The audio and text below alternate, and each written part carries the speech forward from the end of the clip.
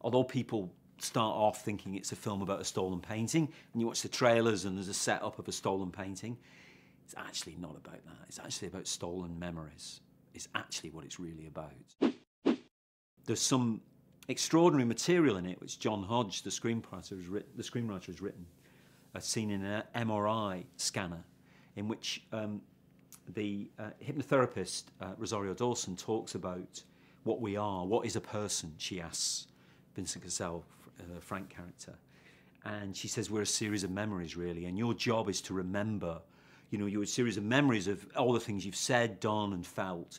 And your job in life, to hold yourself together, is basically just to remember those. And we know, sadly, tragically, that later on in life, many people are affected by Alzheimer's, and people talk about, who've experienced it, people talk about the person just disappearing, just going absent. You know, the image of them is there, but the person isn't there anymore because they're no longer able to hold those memories together in a thread. It's not just pleasurable to watch, and it's always pleasurable to see something shot like that, but it's also a clue, really. There are a number of clues that it gives you about whether you should be trusting this particular narrator or this one at that particular moment, like that. And they're all,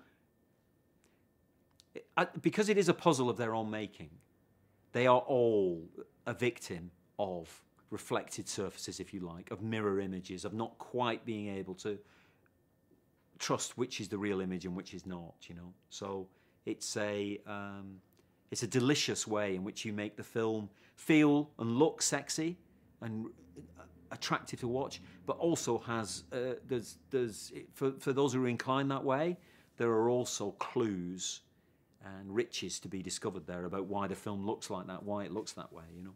I wanted to try and update a kind of noir idea, which does fit with the woman at the centre of it, because they often are at the centre of a noir. But I didn't want to make something that was very, you know, referential or indeed look like one, really. I wanted to occupy that world, but actually do it in a modern context and update it, and by that I mean emotionally.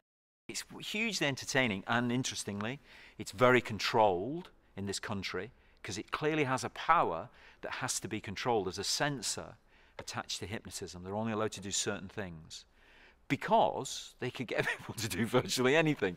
And that, you think, oh, that's really interesting thing to make a film about. So, because the mind is a really interesting thing for the film to explode, really. And so we wanted to do a little walkabout around those ideas. Was I hypnotised?